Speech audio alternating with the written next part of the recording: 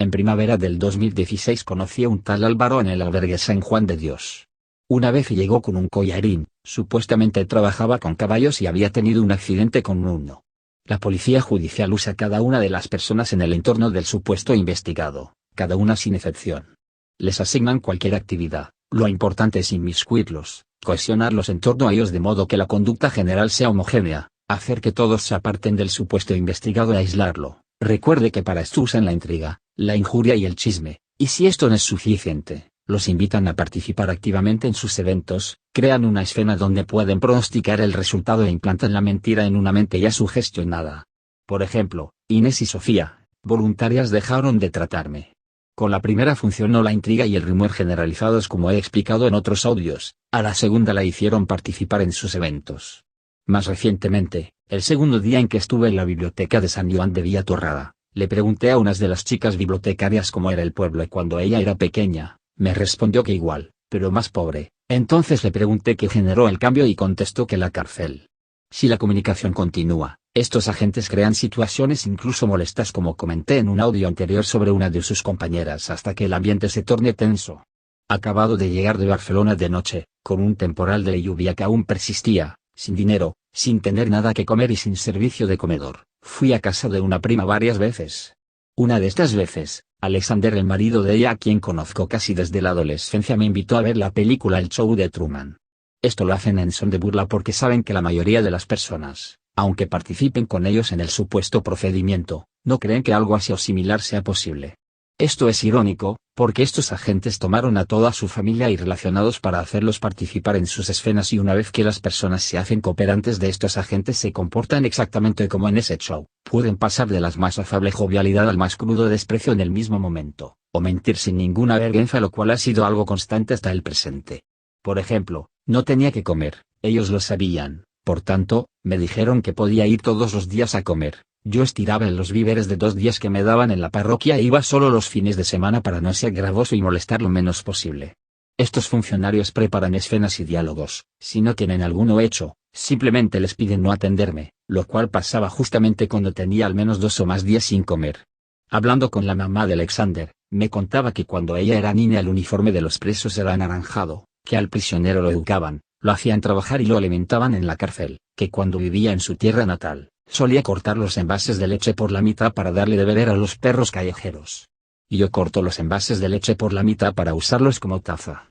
Esos y demás detalles lo conocen estos funcionarios y los ponen en la boca de sus colaboradores. La policía dispone de medios para vigilar que ni usted ni yo conocemos. Es irónico, que Alexander tiene un hermano mayor que es abiertamente homosexual. La ironía continúa, mi prima, su esposa, vivió toda su infancia, su adolescencia y su temprana adultez al lado de 2 de sus tíos, ambos homosexuales. El colmo de las ironías es que estos señores, de los cuales uno murió asesinado por su amante, son parte de los últimos 3 varones en edades consecutivas. El del medio era aficionado a la música y solíamos cantar y tocar juntos. Yo fui la figura masculina que evitó que él fuera el segundo de lo que hubieran sido 3 gays consecutivos. Aunque, una vez lo vi llevando los bikinis de su mujer que se les notaban más arriba del pantalón. Esta señora sabe que yo conozco a la mayoría de su familia de vista. Puede ser que tenga mala memoria, pero insistió en 2 oportunidades varias veces en hacerme las mismas preguntas sobre si yo conocía a su hijo gay, el peluquero, y a su primer hijo, supuestamente alguien conocido por mala conducta. Este tipo de conversaciones son suscitadas por los agentes de policía judicial para tratar de vincularme con los hijos de esta señora. Ustedes pueden tener la seguridad que esa casa estaba absolutamente preparada por estos funcionarios en diferentes modos. Uno era escuchar mis conversaciones. Estos agentes usaron al novio de la hija mayor de mi prima y al novio de la sobrina en sus escenas. En estas escenas usan extractos sobre mí y los colocan en boca de estos individuos para crear una reacción involuntaria de sorpresa y etiquetarla según ellos quieran perjudicar. Es irónico que una familia con tanta cercanía a individuos homosexuales se dejen engañar con el perenne truco de involucrar muchachos, hasta el punto que Alexander me haya hablado con implicaciones de los esfuerzos que hacía una amiga suya por ahogar su lesbianismo. Menciono estos eventos para cimentar un punto, no para criticar a quienes se entregan placenteramente a los deseos de estos funcionarios. El accidente de Álvaro seguramente es debido a un episodio del programa 1000 maneras de morir llamado Descremado. Es sobre un hombre que muere al ser pateado por una vaca mientras bebía de la ubre que usé como ejemplo en una conversación con Alejandro, el primer topo que Policía Judicial puso junto a mí en San Juan de Dios en marzo del 2016. quien probablemente también era gay. Como es obvio que escuchaban la conversación, en las zonas verdes cercanas al Museo de Ciencias dejaron un disfraz de vaca entre las ramas del pino que estaba justo al frente de donde solía sentarme. Este Álvaro cada vez que se marchaba, decía que iba a su cita con la psicóloga. Al final de la primavera del mismo año pasé a Cruz Roja en Valdecanillas. Ahí me recibió Marcelo, quien me dijo que él asistía a una terapia de grupo manejada por la psicóloga del centro a la cual me invitó. Mis conversaciones con Marcelo eran triviales, sin embargo, al final de estas, siempre decía en forma de chiste fuera de contexto que yo estaba más loco que un cencerro. Cuando le hablaba de mujeres las detractaba por una razón o por otra, luego decía que me gustaban así porque yo era un pervertido. Estos son los argumentos que esparce la policía judicial. En este mismo sentido, cuando llevé al comedor Vicente de Paul y al comedor del centro de Dialuz Casanova al negro cubano gay Félix, este se desvió antes un momento a unos edificios cercanos al centro de acogida para hablar un momento con un psiquiatra que supuestamente lo trataba. Esto pretendía hacer ver normal las visitas al psiquiatra para ir rebajando una eventual resistencia de mi parte. Aunque en la terapia de grupo solo me presenté y dije que todo me parecía bien en Cruz Roja, lo cual es mi opinión objetiva incluso hoy, Ruth comenzó a darme citas a motu proprio. Yo no sospeché ninguna confabulación, al contrario, me agradó el gesto. Sin embargo, aclaró, que jamás tocamos ningún tema sobre problemas psicológicos, depresivos o similares. Ella fungió de asistente social, tanto para hacer creer a todos que me trataba, como para evitar que me atendiera mi social, la cual, por cierto, no volvió a citarme. Simultáneamente la policía judicial hacía su trabajo que esperaba yo le dijera a todo el mundo, en especial a la psicólogo. Por ejemplo, en mi transcurso a pie por Madrid justo cuando pasaba por cualquier local donde hubieran guardias de seguridad, estos salían a mi paso justo a 1 metro de distancia y me observaban. El truco es sencillo, estos peritos hacen un reconocimiento del personal de seguridad activo, los contactan y le piden que salgan a su señal. El efecto que logran es funesto. Ahora, esto lo realizan constantemente con todo tipo de personas. Cuando un cooperante sale de su puerta cuando se lo piden, no sabe que más adelante otros de sus vecinos harán exactamente como él. Los guardias de seguridad que participaron en las acciones de policía judicial, no sabían que sus colegas a lo largo del camino harían lo mismo. Entre los efectos buscados está, crear sensación de persecución, hacer sentir al individuo que lo vigilan colectivamente y perturbarlo. Aquí no hay ningún misterio, nada insólito o imposible de realizar. Lo insólito es que lo realicen agentes policiales desde una unidad de la Policía Nacional, lo cual tiene graves implicaciones. En una de las citas con Ruth estuvo una de las mediadoras, en la siguiente me atendió, por última vez, Beatriz, mi social para entonces. Ella me hacía preguntas, al final de mis respuestas decía, muy coherente.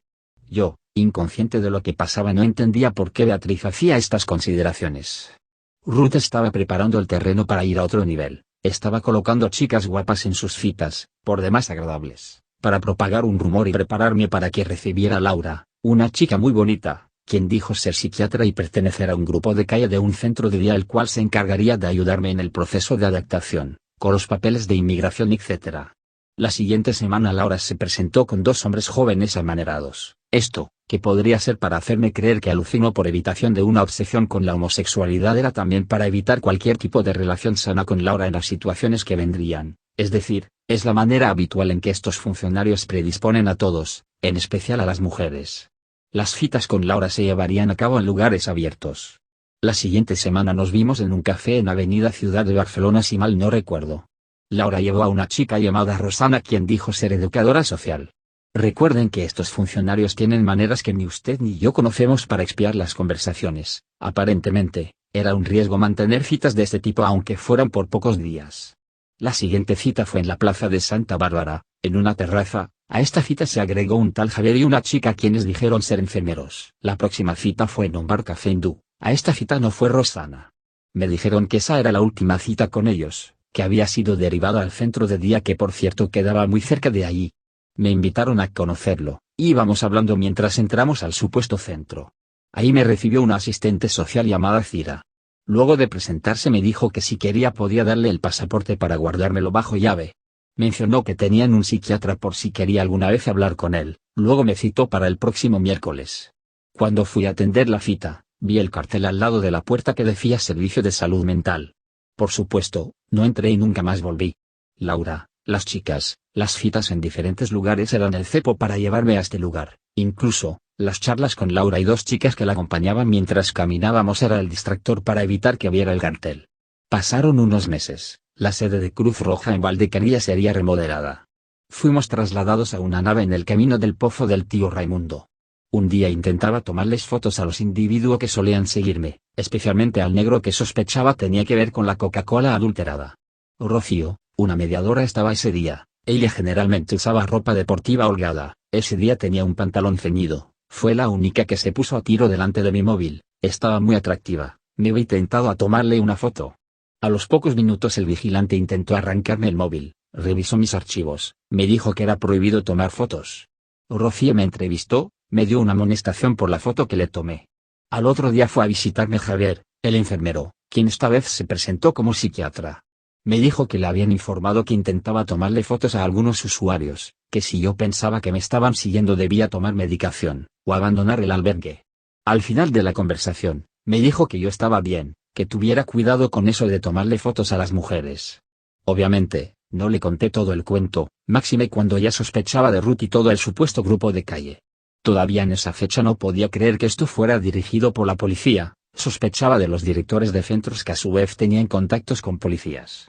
A comienzos de invierno Ruth me informó que debía dejar el albergue, que había sido derivado a Campaña del Frío, hizo o simuló una llamada telefónica con Campaña del Frío donde le dieron una dirección que anotó en un papel para mí.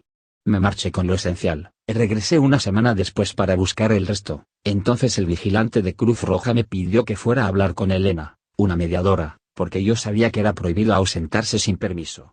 No había sido derivado, ni siquiera me habían echado por la ausencia. Luego me enteré que los albergues no dan de baja a ningún usuario en invierno. Era otra jugada de policía judicial a través de Ruth. Pude haber permanecido en Cruz Roja cuyos servicios eran mucho mejor que los de Campaña del Frío. No quise porque los primeros días en Campaña del Frío dormí muy bien, además su personal era casi todo femenino, chicas bonitas y amables. Al final del invierno fue a buscarme a Vicente de Paul, otra chica bonita quien dijo ser psiquiatra. Le dije que nunca solicité los servicios de ningún psiquiatra. A la semana siguiente fue a buscarme la misma Cira. La supuesta socia del supuesto centro de día que resultó ser un centro de salud mental. Me preguntó cómo estaba y dónde estaba durmiendo, le dije que estaba bien y que estaba en Campaña del Frío. Tal vez esta señora esperaba que le respondiera balbuceando y con la mirada perdida, pues se sorprendió como si hubiera visto a un resucitado. ¿Qué sucedía a finales del 2017, principios del 2018 que con tanto afán me buscaban estos cooperantes de policía judicial? Hay que recordar la actuación de la chica venezolana supuestamente llamada Tania que hacía de loca en Cruz Roja. Recordar los apéndices que Marcelo agregaba al final de cada conversación refiriéndose a mí como más loco que un cencerro. Recordar al tal Alan que con, o sin conocimiento, me imitaba, de quien me decían estaba loco. Más recientemente, recordar que en el comedor de Manresa había un individuo que firmaba y se marchaba sin comer, del cual, las mujeres que sirven la comida, cooperantes devotas de la policía judicial, dijeron que tenía problemas mentales. Tanto en Vicente de Paul, como en San Juan de Dios y Cruz Rojas las actuaciones de locos eran a la vista de todos sin que nadie los reprimiera. Es lógico suponer que los usuarios, voluntarios y las mujeres del comedor de Manresa pensaran que estos individuos estaban locos, pero la verdad es la que reitero una vez más, estos funcionarios hacen cooperar a todas y cada una de las personas en sus shows. Todo lo descrito en este audio muestra, no solo cuán corrompida está esta policía, sino la falta absoluta de seriedad de estos funcionarios, de muchos de sus colaboradores y de sus colegas en otras fuerzas de seguridad que conocen del caso y que, por regla general, no se les puede atribuir negligencia por ingenuidad. Estas son acciones comenzadas el 30 de mayo del 2015 hasta el presente. En el próximo audio explicaré en qué consiste el método paralelo, además de los continuos intentos incriminatorios que usan estos funcionarios extremadamente corruptos de la Policía Judicial de la Policía Nacional irónicamente adscrita a la Fiscalía Anticorrupción.